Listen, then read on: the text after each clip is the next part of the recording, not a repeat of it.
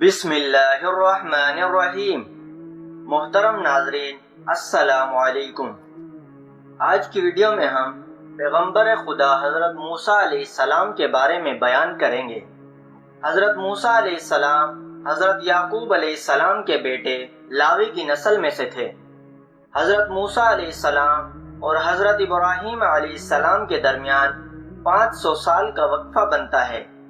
ان کے والد کا نام عمران اور والدہ کا نام نجیب یا واہیہ تھا، جس میں اختلاف ہیں، اور ان کے بھائی حضرت ہارون علیہ السلام تھے۔ حضرت موسیٰ علیہ السلام کی پیدائش کے بعد جب ان کی والدہ نے انہیں صندوق میں بند کر کے دریا کے حوالے کر دیا تو وہ تیرتا ہوا فرعون کے محل کے پاس جا پہنچا۔ پھر ان نے اس صندوق کو پانی اور درخت کے درمیان پایا تھا، اسی وجہ سے ان کا نام موسیٰ رکھا گیا، کیونکہ قبطی زبان میں پانی کو منہ اور شجر کو صاف کہتے ہیں۔ رسول خدا صلی اللہ علیہ وآلہ وسلم سے منقول ہے کہ حق تعالی نے 4 پیغمبروں کو شمشیر اور جہاد کے لیے منتخب کیا۔ حضرت ابراہیم، حضرت داؤد، حضرت موسیٰ علیہ السلام اور حضرت محمد صلی اللہ علیہ وآلہ وسلم، اسی طرح خاندانوں میں سے 4 خاندانوں کو منتخب کیا۔ جیسا کہ قرآن میں ارشاد ہوتا ہے کہ خدا نے آدم و نور اور آل ابراہیم علیہ السلام اور آل عمران علیہ السلام کو تمام عالم پر برکت عطا کیا۔ حضرت یعقوب علیہ السلام اور ان کے بیٹے، جن کو بنی اسرائیل کہا جاتا ہے، حضرت یوسف علیہ السلام کی خواہش پر مصر آ گئے اور وہیں آباد ہو گئے۔ رفتہ رفتہ ان کی تعداد بڑھ گئی اور وہ ایک بہت بڑا قبیلہ بن گئے۔ حضرت یعقوب علیہ السلام 17 سال مصر میں رہنے کے بعد 147 سال کی عمر میں وفات پا گئے، اور کچھ مدت کے بعد حضرت یوسف علیہ السلام بھی 110 سال کی عمر میں ستارے پانی سے کوچ کر گئے۔ تب ملک کی حکومت دوسرے بادشاہوں کے قبضے میں چلی گئی، جنہیں پھر آئینہ کہا گیا۔ جمع ہے فرعون کی واضح رہی کہ فرعون ایک خاص شخص کا نام نہیں ہے، بلکہ مصر کے بادشاہ کو فرعون کہا جاتا تھا۔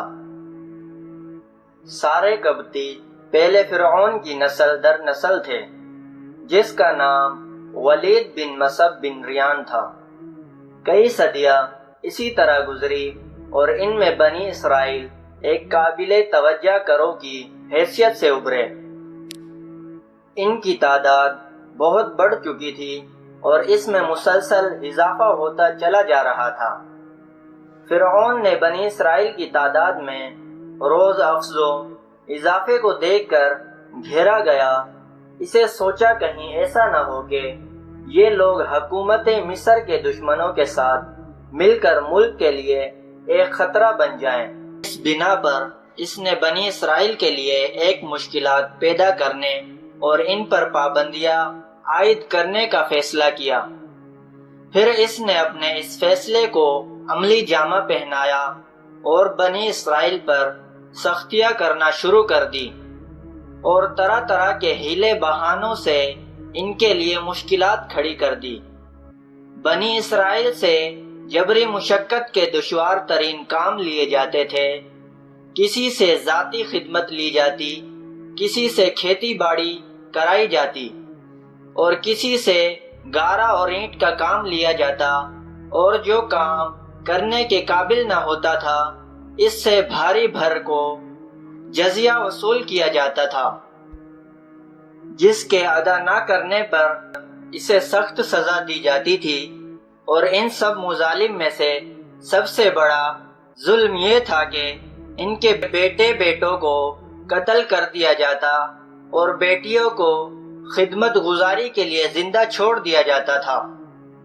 بنی اسرائیل کے بچوں کو قتل کرنے کی وجہ کیا تھی، اس کے بارے میں ایک اور روایت میں ملتا ہے کہ ایک بار فرعون نے ایک خواب دیکھا کہ بیت المقدس کی جانب سے آگ کا ایک زبردست شعلہ آیا جس نے مصر کے قبطی خاندان کے تمام دروں کو جلا کر بسر کر دیا، مگر بنی اسرائیل کے گھروں کو کوئی بلند نہیں پہنچا۔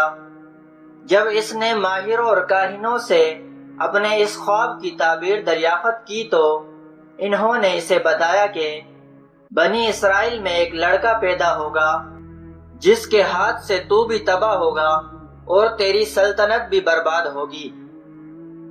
فرعون نے اس حادثے کی پیش بندی کرنا چاہی اور اپنے اہلکاروں کو حکم دیا کہ بنی اسرائیل میں جو لڑکا بھی پیدا ہو وہ اسے مار ڈالیں اور لڑکیوں کو زندہ رہنے دیں۔ اس طرح اس نے بنی اسرائیل کے بے شمار لڑکوں کو قتل کروا دیا۔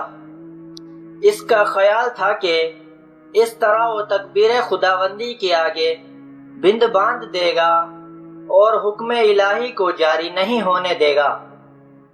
تاہم پروردگار عالم کو یہی منظور تھا کہ حضرت موسیٰ علیہ السلام ایسے ہی خطرناک ماحول میں پیدا ہوں اور ان کے ہاتھوں فرعون کی سلطنت نیست و نابود ہو کر رہے۔ حضرت موسیٰ علیہ السلام کی والدہ گھر میں بیٹھی تھی کہ ان کو درد و سا شروع ہو گیا۔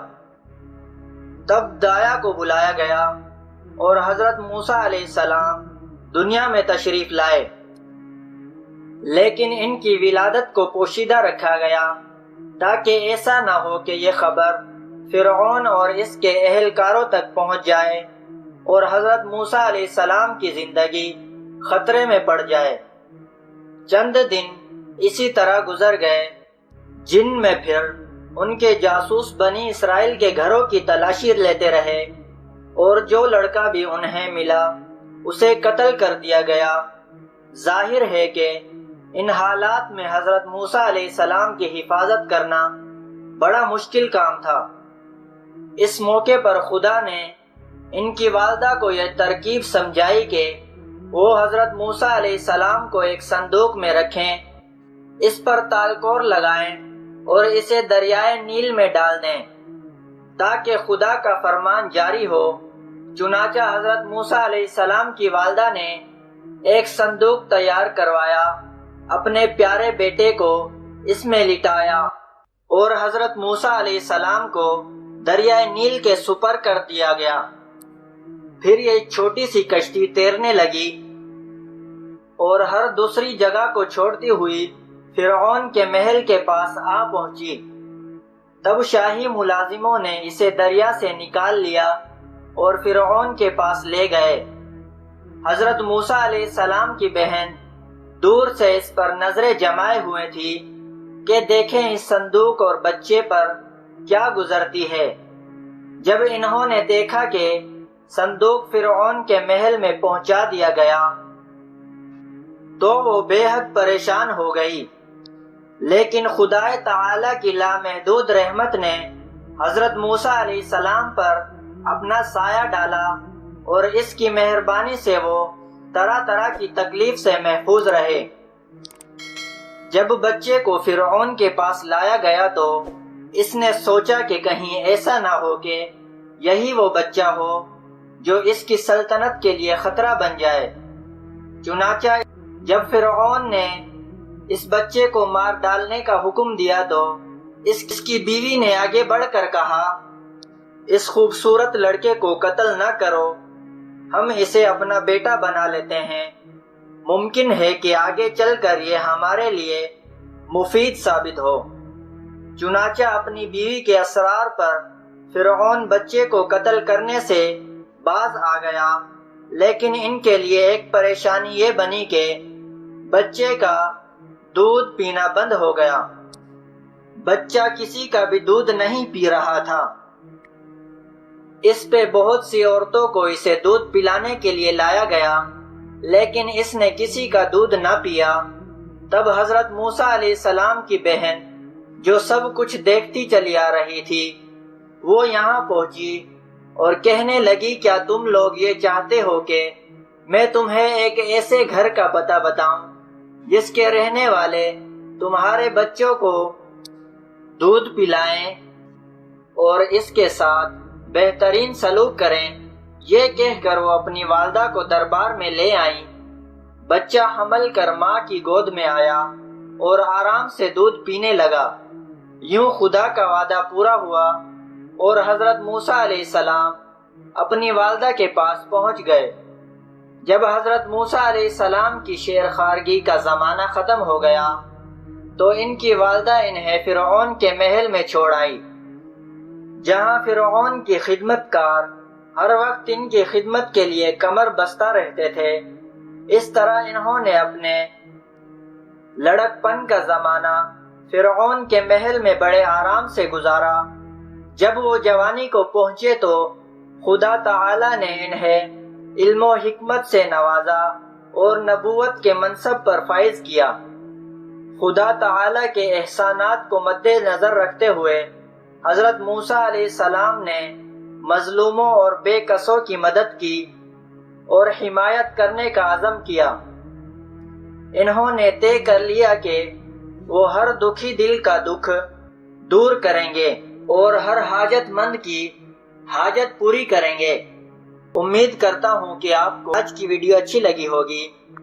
اگر آپ کو ہماری ویڈیو اچھی لگی ہے تو لائک کر دیں اور اسی طرح کی مزید ویڈیو دیکھنے کے لیے ہمارا چینل سبسکرائب کر لیں۔ ملتے ہیں نیکسٹ ویڈیو میں، اجازت دیجیے، اللہ حافظ۔